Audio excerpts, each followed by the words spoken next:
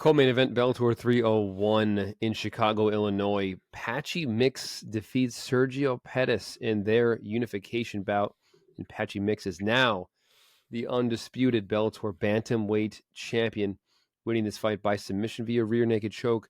The official time, 1 minute 51 seconds of the second round. Omar, give us your take of this performance by Mr. Patchy Mix. It's always fights like this where I pick them almost damn near perfect, and I can't even be happy about it because it happened to Sergio Pettis. So it makes me very, very sad. It was a good fight, but I think the real problem is I think you saw from the beginning that Sergio Pettis was already afraid of going down to the ground with Patchy Mix, and I think a lot of the game was involving trying to make sure that he didn't.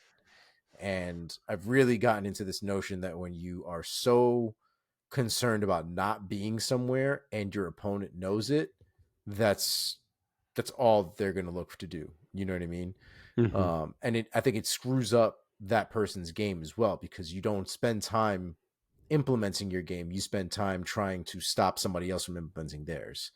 And I think Sergio had a real problem with that throughout, I think, the entirety of that fight. And I think that, I knew that was going to be the case. Patchy Mix, I can only imagine what it must be like to stand in front of Patchy Mix. Like, you see that, like, ridiculous human being. He is a specimen, and for you to have to go up against him, I can only imagine how terrifying that is. He's like the Jonathan Almeida of, like, the small people. You know what I mean? And I think you really saw it in Sergio's performance. And I think a lot of fighters have a lot of doubts and things like that, especially when they build certain things up in their head. But it was a little sad in that sense, because Sergio does have really good ground game, and you saw a lot of that in the first round. Although he got controlled, he was still able to, kind of work himself in there. But in the second round, man, he got caught. His arm got laced through that leg, and once his arm was trapped, I mean, you could see it coming from a mile away that you're not gonna defend Patchy Mix's submission attempts with one arm. You're just not. It's not gonna happen. People can barely do it with two. I guarantee you, no one's gonna do it with one. So I mean, it was a beautiful performance from Patchy Mix, man. He did exactly what he needed to do. I thought he did well on the feet as well, for being wholly honest. But his ground game is next level, and it is almost, at this point, it is almost just as reliable as, like, a solid right hand. It's a problem.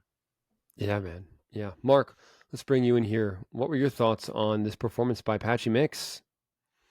The ascent of Patchy Mix, man. What a damn march to the title this has been. From Kyoji to Magomedov to Stotts and now to Sergio Pettis. I mean, this man is inevitable right now. That's truly how it feels. Like, it's just a matter of time.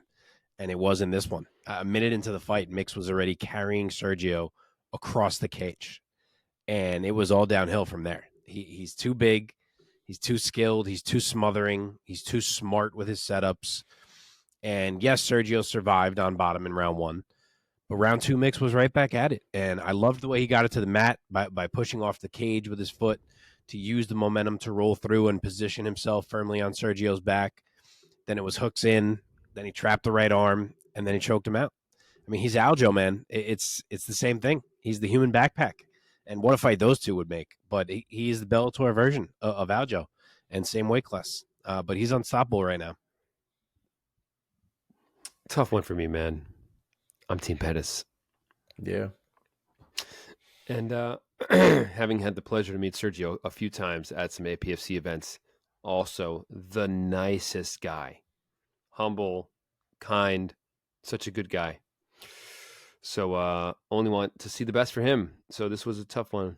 That being said, Patchy Mix, undeniable how talented that man is and how skilled he is at what he does. And yeah, I wish it was a Bellator UFC merger, because I would love to see Patchy Mix go up against Aljo. That would be a fantastic bantamweight grappler's delight. I mean, yeah. That being said, Mark, what do you think could be next for Patchy Mix? I don't know where he goes, man, because he just beat Magomedov, then he beat Stotts, and now he beat Sergio consecutively. And they're the top three contenders. You know, Sabatello just lost If he won, maybe he could have been in the mix, but we're going to get to him in a second. The only other name that makes any sense to me who's in that mix is Juan Archuleta. He is the one man who has beaten Patchy Mix. He is the Ryzen champ currently. He's been fighting over there. He's won 3 times in Japan already. The first one was on one of those co-shows with Bellator, but he's fought 2 more times.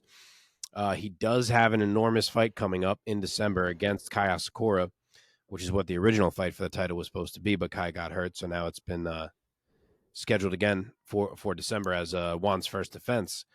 But and I know he still has his deal with Bellator, so if he does win that fight and you can get him to come back and fight Patchy, I know Patchy always says he'd love to avenge that loss. Obviously, it's his only one. I think that's actually a pretty big deal, especially if he's carrying that Ryzen belt when he does it. But aside from him, as I said, unless you're quickly going back to someone Patchy just beat, I'm not really sure who makes any sense. Yeah. All right, man. Let's move on here. Also in the bantamweight division. Wait, can I do Sergio real quick? Oh, yep. Yeah. Oh, sure. Yeah, please. I don't know enough. I don't know if you know, Mike.